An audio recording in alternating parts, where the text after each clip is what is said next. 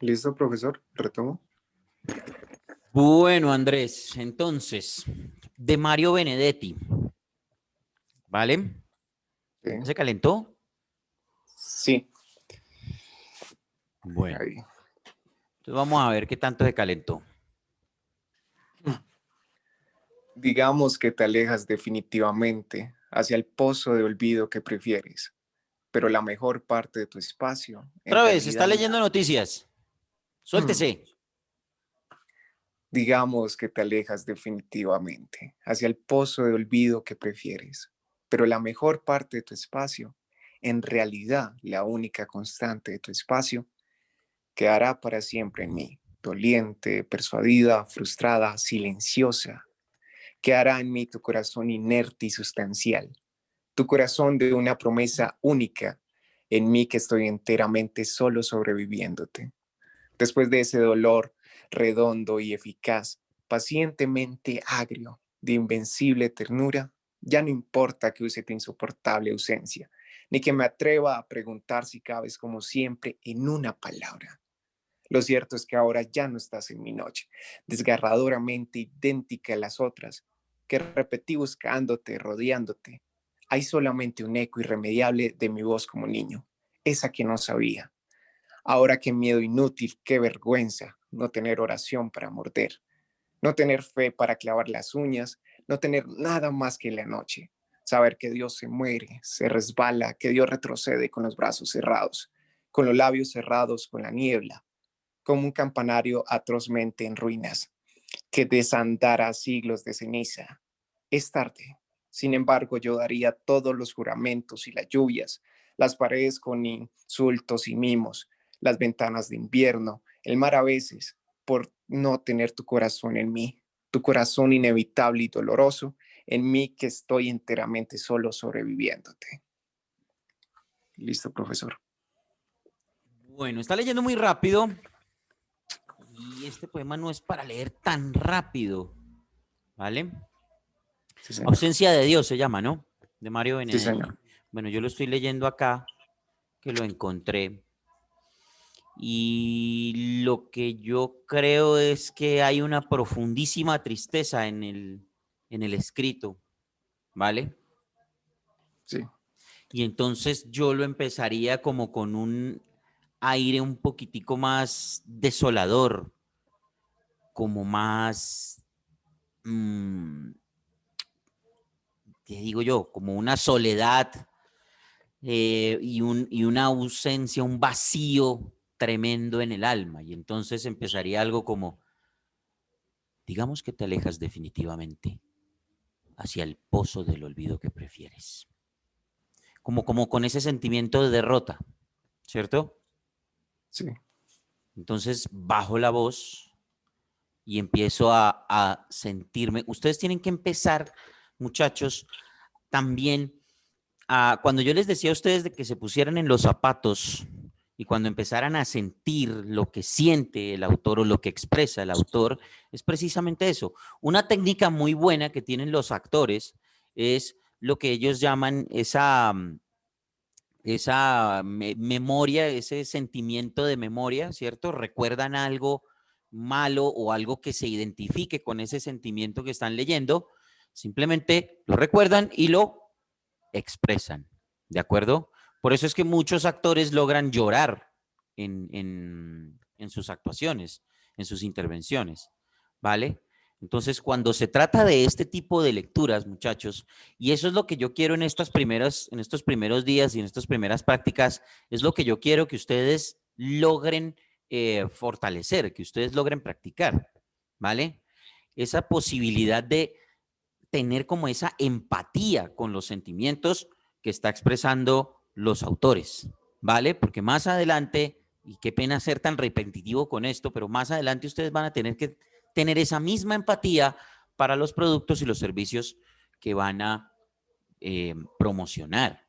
Y no solo para eso, mensajes institucionales, mensajes de discurso, en las presentaciones que vayan a hacer o que les corresponda, ¿vale? Cuando tengan que hacer crónicas, por ejemplo, cuando tengan que eh, no sé, de pronto leer editoriales, ¿cierto? Si en algún momento les corresponde. En fin, todo ese tipo de lecturas, si nosotros logramos fortalecer esa empatía con esos sentimientos, entonces, por eso es que es muy importante también a la hora de sacar un texto, no solamente sacar el texto para cumplirle al profesor, bueno, no, voy a leer esto y ya, y que el profesor me corrija. No, también miremos quién está escribiendo, miremos cuál es el autor, qué es lo que ha hecho, cómo son sus poemas, leamos los otros poemas de este man a ver qué es lo que él hace, ¿cierto? Mario Benedetti es un tipo que es como muy, ¿cómo se llama esto? Muy trascendental en sus textos. A veces cuenta unas historias muy bacanas, como por ejemplo la historia de quién acompañó al amor o quién acompaña al amor, ¿cierto? Creo que es que así es que se llama. Como las otras, como los otros poemas muy románticos que él tiene. Hay otros poemas, él tuvo una racha de muchos poemas de mucha tristeza, de mucha ausencia, de mucha desolación, como si algo malo realmente le hubiera pasado, como si alguien se le hubiera muerto, alguien muy querido se le hubiera muerto, o algo muy adentro de él se le hubiera muerto. Y es una ausencia, una tristeza, un dolor. A diferencia, por ejemplo, de Pablo Neruda, que era un romántico, pero un romanticón hasta el punto de la cursilería, ¿cierto? Entonces, o como por ejemplo los escritos de autoayuda de Paulo Coelho, que tanto compartimos, ¿cierto? Entonces, empatía con esos sentimientos, muchachos. Empatía con eso, ¿vale? Bueno,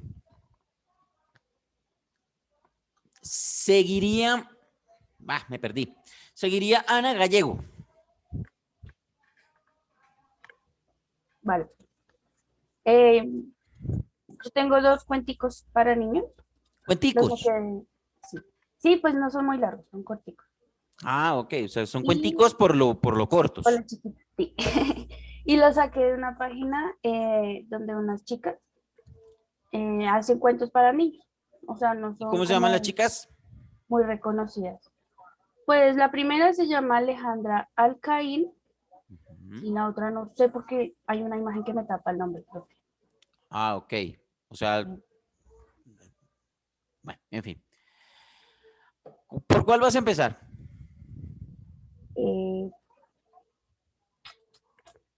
Yo creo que por este. Se llama Carrera de Zapatillas. Esa es de Alejandra Alcaín. Ok, bueno. Te escuchamos.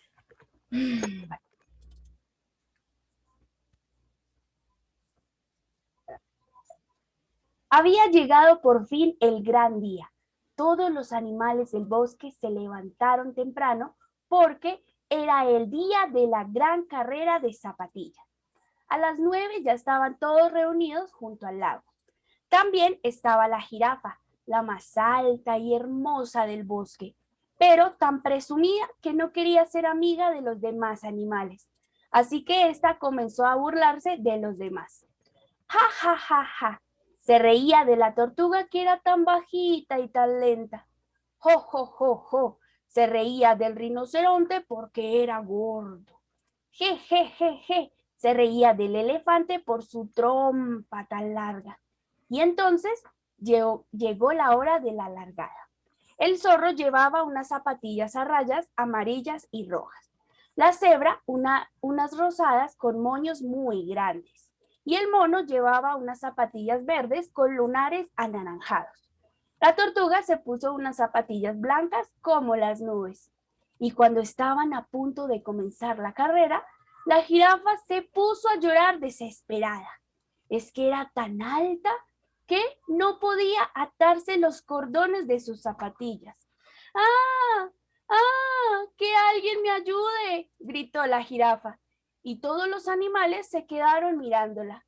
El zorro fue a hablar con ella y le dijo: tú te reías de los demás animales porque eran diferentes. Es cierto, todos somos diferentes, pero todos tenemos algo bueno y todos podemos ser amigos y ayudarnos cuando más lo necesitemos. Entonces la jirafa pidió perdón a todos por haberse reído de ellos. Pronto vinieron las hormigas que treparon por sus zapatillas para atarle los cordones. Y finalmente se pusieron todos los animales en la línea de partida. En sus marcas, preparados, listos, ya. Cuando terminó la carrera, todos festejaron porque habían ganado una nueva amiga, que además había aprendido lo que significaba el valor de la amistad. Perfecto, Ana. Te felicito. Bien interpretado. Aparte de todo, logras meterte en la historia, incluso hasta llegas a cambiar un poquito la voz para poder darle una pequeña personalidad a esos personajes, valga la redundancia, que aparecen en ese cuento. De eso se trata. ¿Es acaso tan difícil, muchachos? El único detalle, Ana, que todo, bueno, mentiras, todo iba bien hasta que tropezaste 2 veces con el texto, ¿vale? Entonces es cuestión de concentración. El resto, excelente, perfectamente bien interpretado. De eso se trata, de eso se trata. Pero ojo con la concentración, porque fallaste, te tropezaste 2 veces con el texto y eso hace la diferencia, como yo les decía a ustedes antes en alguna ocasión, eso hace la diferencia entre un 5 y un miserable 4.8. ¿Vale? Pero bien, Ana, de eso se trata. ¿Vale? ¿Leo el otro? No, espérame. Vale. ¿Quién falta? Creo que falta Samuel, falta Santiago. Y empezaríamos con la segunda ronda. ¿Quién quiere? ¿Samuel o Santiago? Voy yo, profe. Samuel. ¿Qué va a leer? El primer libro es, se llama La actitud del vencedor, de John Maxwell. Entonces es una primera hoja.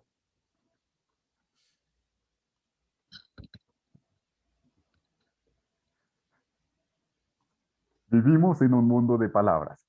Adheridos a esas palabras están los significados que llevan respuestas variadas de nosotros. Palabras tales como felicidad, aceptación, paz y éxito describen lo que cada uno de nosotros desea. Pero hay una palabra que o aumentará la posibilidad de que nuestros deseos se cumplan o impedirán que ellos se conviertan en una realidad dentro de nosotros. Durante una conferencia en Carolina del Sur hice el siguiente experimento.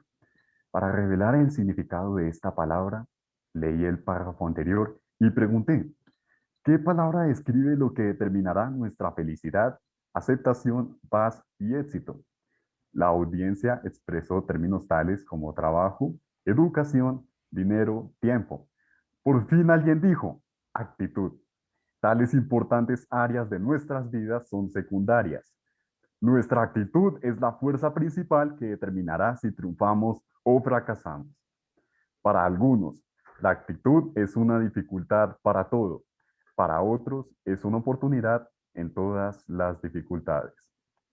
Algunos trascienden con una actitud positiva, mientras otros caen con una perspectiva negativa. El mismo hecho que la actitud obra favorablemente en algunos, mientras desbarata a otros, es lo suficientemente significativo como para que exploremos su importancia. Estudiar las afirmaciones que tenemos a continuación nos aclara esta verdad.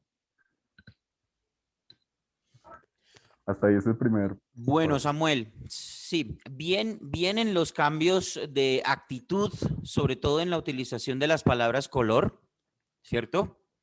Sin embargo, creo que puede soltarse más, creo que puede darle un aire un poquitico más es decir, interpretar un poquitico más, soltarse más en la interpretación, es lo que yo quiero decir. Y ojo con la puntuación del texto porque hay algunas pausas que no estuvieron bien aplicadas y creo que en algún momento iba perdiendo un poco el sentido del texto. Entonces, tener cuidado con eso. Es cuestión de concentración, ¿vale? Pero bien, bien la lectura. y sobre todo bien contada hasta donde iba la historia, ¿vale? Listo, profe. Bueno. Santiago, Hola, profe. ¿qué va a leer? Voy a leer dos poemas del mismo autor. Ok. ¿Quién es el Uno autor? se llama Juan Antonio Pérez Bonaldes. Y uno se llama Flor, que es el que voy a leer de primero, y el otro se llama Vuelta a la Patria. Ok.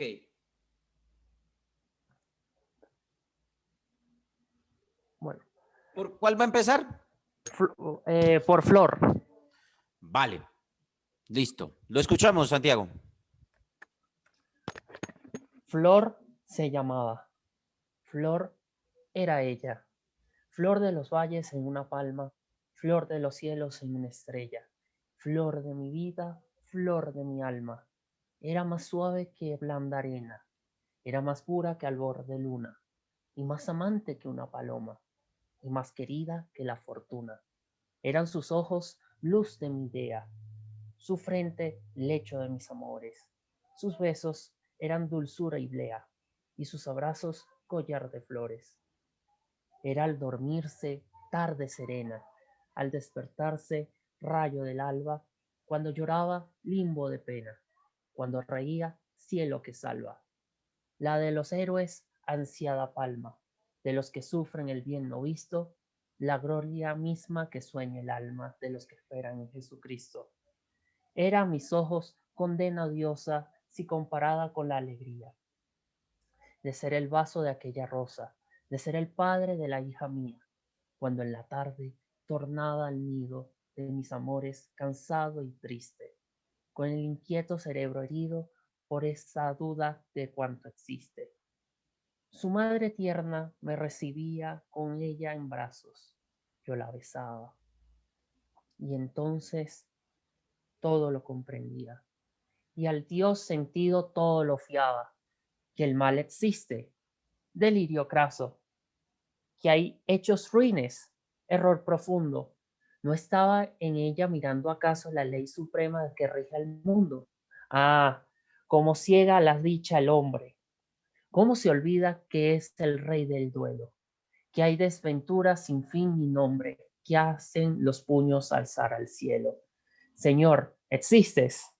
Es cierto que eres consuelo y premio de los que gimen, que en tu justicia tan solo hieres al seno impuro y al torvo crimen. Responde entonces, ¿por qué la heriste? ¿Cuál fue la mancha de su inocencia? ¿Cuál fue la culpa de su alma triste? Señor, respóndeme en la conciencia. Alta la lleva siempre y abierta, que en ella nada negro se esconde. La mano firme lleva a su puerta, inquiero, y nada, nada responde. Solo del alma sale un gemido de angustia y rabia, y el pecho, en tanto por mano oculta de muerte herido, se baña en sangre. Se ahoga en llanto, y en torno sigue la impía calma de este misterio que llaman vida.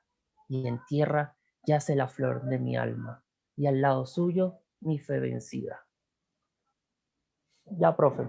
Bueno, ojo con los cambios de actitudes en este texto. En primer lugar, creo que leyó muy rápido. Creo que se pasó de velocidad, ¿vale? Y eso hace que se pierda un poco la intensidad que merece este texto. Al principio, muy enamorado, muy todo color de rosa, todo muy bonito, ella, ay, cómo la amo, y la veo con esos ojos de enamorado, y ay, ¿sí? Pero Sí, después el texto va cambiando, va cambiando, va cambiando, y la cosa se va tornando más bien es como en una rabia, como en una intensidad, ¿cierto? Y hay que empezar a dar esas tonalidades en la voz, ¿vale? Entonces, ¿qué pasa? Que si usted lee muy rápido, pues no le da tiempo. Entonces, bájele a la velocidad y métase en los sentimientos que están ahí expresados, porque ahí la cosa cambia de una actitud a otra en ese texto, ¿vale? Entonces hay que aprender a identificar dónde están los cambios y expresarlos, ¿vale? porque primero estamos muy enamorados y todos, ay, qué bello, ay, yo la amo, ay, y después es rabia, es, ¿cierto? Entonces Sí, profe. hay que buscar esos cambios en la intensidad del texto. Y en cuanto a la lectura, ojo con la respiración, Santiago, porque se está quedando sin aire. Por lo mismo que va muy rápido, se queda sin aire. Entonces, respire. Tómese su tiempo para respirar, porque al final ya se estaba colgando. Incluso estaba perdiendo la articulación de las palabras, por lo mismo que quería terminar rápido el texto para poder respirar. Entonces, pilas con eso. Pilas con eso. Bueno, creo que ya le dimos la vuelta, no falta ninguno de los que están acá presentes. Edna, su segunda lectura. Bueno, profe, es una poesía de Julio Flores, titula En el café. Bueno, te escuchamos, Julio Flores. Y aquel amigo me contó tu historia, negra historia de horribles liviandades que hoy viven azotando con mi memoria. Espérate, profesor, yo comienzo otra vez. Otra vez, sí, no es un Señor. boletín informativo, es un poema de Julio Flores. Sí, señor. Y aquel amigo me contó tu historia, negra historia de horribles liviandades que hoy viven azotando mi memoria como azotan al mar las tempestades. Me habló de tus sonrisas y miradas, de tus abrazos Espacio, Edna. de tus abrazos mudos y tus Más besos. oscuro tu tono de voz. ¿Más que, Más profesor? oscuro tu tono de voz. Más dramático, Bueno, ¿vale? Baja sí, un poquito señor. el tono de voz. Baja la velocidad de la lectura. Hazlo así como más dramático, más sigiloso. Y entonces un amigo me contó tu historia, negra historia de, ¿sí? Métele un poquito de drama. Es Julio Flores. Sí, señor. Y aquel amigo me contó tu historia, negra historia de Despacio, horrible. Edna, despacio. Y aquel amigo me contó tu historia. Perdón que muestre la frente. Sí, señor. Y aquel amigo me contó tu historia. Y aquel amigo me contó tu historia, negra historia de horribles liviandades que hoy viven azotando mi memoria, como azotan al mar las tempestades. Me habló de tus sonrisas y miradas, de tus abrazos mudos y tus besos, y de todas las vivas llamaradas de tu amor y también de tus excesos. Pobre amigo inocente, no sabía que cuando estaba de su amor hablando, las puertas del infierno me entreabría, me estaba el corazón despedazando. ¿No la conoces tú? Me dijo al cabo, tan hermosa, tan dulce, tan ardiente. Y yo que he sido de tu amor esclavo. No, respondí con voz desfalleciente. Y en tanto que llegaban, como tropa de aves enfermas, los recuerdos gratos de tus caricias en la noche aquella. Por ella, dijo, y levantó su copa. Salud, por ella, por ella. Yo alcé mi copa y murmuré, por ella. Más, como viese en esa vez mi amigo bizarro humedecerse mis pestañas, fijó en mi faz. ¿Lloras? Dijo, y yo exclamé, ¿no ves que me molesta el humo que despide tu cigarro? Ya, profe. Bueno, ese final ya iba agarrando algunos matices del romanticismo de Julio Flores. Hay que conocer a los autores. Julio Flores fue uno de los poetas más románticos que sacó nuestro país. Es uno de los representantes más grandes de nuestra historia literaria del romanticismo, ¿vale?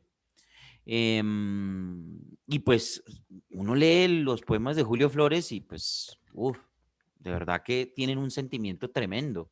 Recuerden ustedes que los románticos de la época, ¿vale? Los románticos de la época, pues utilizaban muchas metáforas para poder describir todos sus sentimientos, ¿cierto? Entonces, pues entraba, por ejemplo, cuando iban a describir que se le robaron el televisor de la casa, Entonces, una sombra negra se metió por entre los albores de mi ventana. Y asimismo fue llegando hacia mi cuarto en el silencio más profundo de la noche y llegó y sacó la caja mágica que me entretenía. Y así sucesivamente así eran los románticos, así escribían los románticos de la época, ¿cierto? Entonces, vuelvo y digo, por eso es que yo les digo que cuando ustedes agarren una lectura, conozcan al autor, al escritor, léanlo, miren el perfil, ¿vale? Pues uno obviamente, digamos que yo les puedo decir, no, yo tengo más experiencia porque pues digamos que yo he leído un poquito, ¿vale? Pero nosotros que tenemos ahora la facilidad de encontrar tantas obras de todos estos autores en internet, hombre, hagamos el esfuerzo. Hagamos el esfuerzo. Ahora, yo entiendo que ustedes tienen sus ocupaciones y tienen sus vainas que hacer y todas las cosas, pero como les decía yo a los chicos de segundo semestre anoche, si ustedes se metieron en este compromiso, hay que asumirlo, ¿vale? No es por cumplirme a mí. Yo vuelvo y digo, yo simplemente soy un acompañante, un asesor, ¿sí? Alguien que los va corrigiendo, que les va puliendo algunos detallitos, ¿vale? Pero tómenlo como un reto, asúmanlo como el compromiso que ustedes asumieron. No lo hagan tampoco, bueno, sí, también por la plata que están invirtiendo, ¿sí? Al menos, pero háganlo también como un compromiso. Si esto. Fíjate, Edna, la diferencia entre la lectura anterior y date cuenta cuando veas el video de esta clase, fíjate la diferencia de la lectura anterior a esta, en donde a esta le pusiste un poquitico más, te soltaste, te fuiste soltando un poquito más, ¿vale? Es simplemente encontrar el tono, porque no todas las veces va a haber alguien que te va a decir, mire, hágalo de esta manera, léelo así romántico, baja el tono del... No, hay que encontrar ese detalle, ¿de acuerdo? Sí, señor. Porque esa es, entre otras cosas, muchachos, yo no sé si ustedes de aquí, a ustedes les gusta los cuenteros, los que bueno, ahorita en pandemia pues grave, pero los cuenteros, no sé si ustedes han visto las presentaciones de los cuenteros en los parques. Sí. ¿Cierto? Los que declaman y toda la cosa, ¿cierto? Y entonces agarran el poema, el canto del mayoral, ¿cierto? Y entonces agarran el canto del mayoral y empiezan, que cómo fue señora, que cómo son las cosas cuando son del alma. Ella era muy linda y yo la quería y ella me adoraba. Y él, entre las sombras, cuando lo que está el autor es contándole una historia macabra a una señora que pues está ahí seguramente sirviéndole algún trago o alguna cosa, ¿vale? Y es más dramático, es una historia macabra. No sé si ustedes han escuchado el duelo del mayoral o lo han leído, ¿vale? Que es la historia de un tipo que tiene una enamorada, tiene una novia, una niña de la que está enamorado, y hay otro pendejo que la está gusaneando. Y entonces terminan los dos a la ribera de un río matándose en un duelo a machete, ¿cierto? Y entonces él cuenta la historia del después. Los invito para que la lean. El duelo del mayoral. Y no es nada romántica. No. Entonces, ahí está el error de esos cuenteros. Ellos son los declamadores, ellos son muy buenos y le erizan a uno los pelos cuando hacen sus intervenciones, pero equivocan radicalmente la interpretación de un texto. ¿Vale? Entonces, eso es lo que nosotros tenemos que, en ese espacio es que tenemos que meternos nosotros, en los sentimientos del autor, no de quien lo interpreta, del autor, ¿vale? Bueno, Claudia, tu otra lectura. Mucho mejor esta lectura, Edna, que la anterior. Gracias, profe. Claudia. Tenía el micrófono apagado. Bueno, entonces, un cuento. Había una vez un pobre leñador que vivía con su esposa. Cada noche se sentaba junto al fuego mientras su mujer hilaba. Una de esas noches le dijo a su esposa: «¿Qué solos estamos aquí, sin hijos que correteen por la casa y nos diviertan? Las casas de los demás parecen tan alegres, mientras que la nuestra es silenciosa». «Oh, es verdad», suspiró su esposa.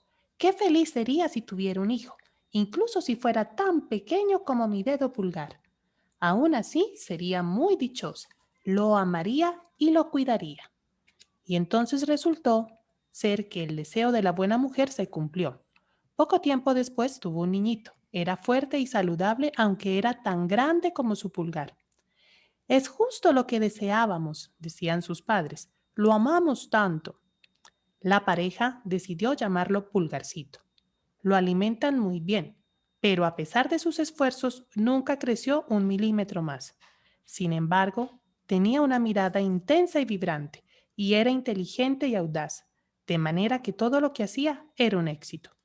Un día su padre tenía muchos encargos y murmuraba: «Oh, si alguien pudiera ayudarme y llevar la carreta hasta el bosque, tengo que apurarme». «Padre», gritó Pulgarcito, «te llevaré la carreta a donde la necesitas. No te preocupes, llegaré justo a tiempo». El hombre rió amablemente y le dijo: «¿Cómo piensas hacer eso, hijo? No puedes levantar ni las riendas del caballo». «No te preocupes», replicó el pequeño. «Si mi madre me ayuda a ponerle el arnés a la carreta, me sentaré junto a la oreja del caballo y le diré a dónde dirigirse». «Bien», repuso el padre. «Veamos qué pasa». Cuando llegó el momento, la mujer le puso el arnés al caballo y puso al Pulgarcito junto a la oreja del animal. El pequeño gritó: «¡Adelante y detente!» Y el animal le obedecía como si fuera el padre del hombrecito quien lo estuviera manejando. Entonces, cuando iban girando en una esquina del bosque, dos extraños aparecieron en escena. «¡Qué extraño!», exclamó uno de ellos. «Hay una carreta y se oye al conductor guiándola, pero no lo veo por ninguna parte». «Sí, es muy extraño», admitió su compañero. «Sigámoslo para ver hacia dónde se dirige». Entonces los dos hombres siguieron caminando por el bosque, detrás de la carreta. Al final, la carreta llegó donde se encontraba el leñador cortando madera. Cuando Pulgarcito vio a su padre, le gritó: «¿Lo ves? Justo a tiempo y sano y salvo. Bájame, por favor». Entonces el hombre acomodó al caballo y puso a su pequeño hijo en un tronco donde se sentó muy contento. Los dos extraños estaban observando asombrados por el completo con Pulgarcito. Finalmente uno de ellos dijo: «Podríamos hacer una fortuna exhibiendo a ese pequeñín en la ciudad. Deberíamos comprarlo». Entonces se acercaron al leñador y le preguntaron: «¿Cuánto pides por el pequeño?». «Estará bien con nosotros. Nos aseguraremos de que no le falte nada». «No está a la venta», replicó ofendido el leñador. «Es sangre de mi sangre y me importa más que todo el oro del mundo». Pero Pulgarcito, que había escuchado la conversación, escaló hasta el hombro de su padre y le dijo al oído: «Toma el dinero, lo necesitamos. Ya verás que regresaré pronto, sano y salvo». Luego de mucho negociar, los hombres convencieron al leñador de dejar ir a su hijo con ellos. «¿Dónde quieres sentarte?», preguntaron. «Ponme en el ala de tu sombrero», replicó Pulgarcito. «Así podré ver el paisaje y no hay riesgo de que me caiga». Entonces le entregaron al padre la suma acordada y luego de despedirse, los dos extraños partieron llevándose a Pulgarcito. Continuará. ¿Qué hago? ¿Sigo, Bueno, profe? no. Bien. Es que tiene como 10 Excelente. páginas. Sí, claro, por supuesto. Además que es un cuento supremamente hermoso del gran Charles Perrault, ¿cierto? Y sí, claro, por supuesto, es una historia supremamente atrapante. Además, aparte de todo, que tú la estabas contando con una intención muy interesante. Obviamente, si tuvieras 2 o 3 o 4 locutores al lado que hicieran los personajes, sería fantástico, ¿vale? Por eso yo les decía a ustedes que trataran de evitar un poquito el tema de hacer diálogos, porque les tocaba interpretarlos. Pero bueno, creo que tú le diste un buen manejo a eso, Habían Claudia. 6 personajes, entonces Exactamente. tocaba sacarle una voz a cada uno. Exactamente. Por eso yo les decía a ustedes que no se complicaran la vida con los diálogos. Pero bueno, no importa. de todas maneras, Claudia, creo que ese fue el objetivo, ese era el objetivo, ese es el Sí. objetivo de este ejercicio. Ese es el objetivo de este ejercicio, que ustedes se suelten con la interpretación, que no les dé pena, no les dé pena. Y la lectura narrativa es eso, es eso. Por ejemplo, hay que ver cómo Carlos Muñoz, no sé si ustedes se acuerdan de ese actor, Sí, de Carlos sí, Muñoz. el de ¿cierto? Guri Guri. Exactamente. Carlos Muñoz, bueno, él ya falleció, pero de Sí. pronto por ahí deben haber videos en los que están, o por ahí yo vi uno, en los que él está interpretando Don Quijote de la Mancha. Ustedes saben que Don Quijote es casi que un cuento, tal vez una de las obras más importantes, pero es una historia, es un cuento, es un relato de un viejito que se enloqueció de tanto leer libros de caballería y se enloqueció y se creía pues el caballero hidalgo y el ilustre, ¿cierto? Y entonces él empieza con una finura, con una elegancia y empieza en un lugar de la Mancha, de cuyo nombre no quiero acordarme, vivía un ingenioso hidalgo, ¿sí? Y así sucesivamente empezaba él a contar la historia. Entonces, desde el inicio a uno lo van metiendo en la lectura narrativa, desde el inicio a uno nosotros tenemos la obligación de meter en el cuento al oyente. Lo mismo pasa con la lectura literaria, lo mismo pasa con las poesías, lo mismo, uno tiene que empezar a expresar lo que el autor quiere decir, ¿de acuerdo? Entonces, en ese orden de ideas y dicho ya esto, y con la esperanza de que mejoren de aquí a la próxima semana calificaremos este ejercicio. Escojan el texto literario, ya sea narrativo, agarren un cuento, ¿vale? O un poema, el que ustedes quieran, que sea literario, y lo interpretan acá y calificaré, ¿de acuerdo? Y será la primera nota de este semestre, ¿de acuerdo? Entonces, Listo. Pero entonces ¿está cómo quedó mejor, profe? sí, claro, por supuesto. Ah, listo. Por supuesto. Ya. ¿En qué sentido? En el sentido de que, pues, le diste la interpretación, le diste sentido, ¿vale? Ok. O por ahí un par de tropezoncillos allí a los cuales les diste manejo, en el sentido de que por ahí como que se te iba yendo la línea del texto, pero no fue tan grave, ¿sí? Pero estuvo en términos generales bien. Lo que pasa es que igual los textos fueron muy diferentes. El primer texto era más como informativo, como un artículo de prensa.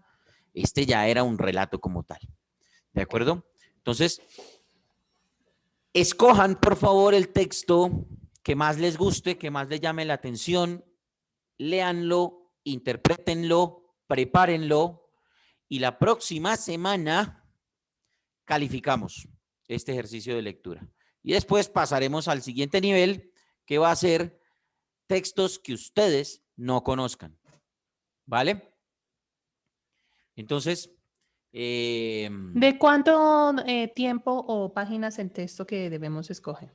pues si van a coger, por ejemplo, un cuento, que sean 2 páginas, por ejemplo, de ese libro, como para no alargarnos tanto. Ok. 2 páginas de un cuento o de un libro.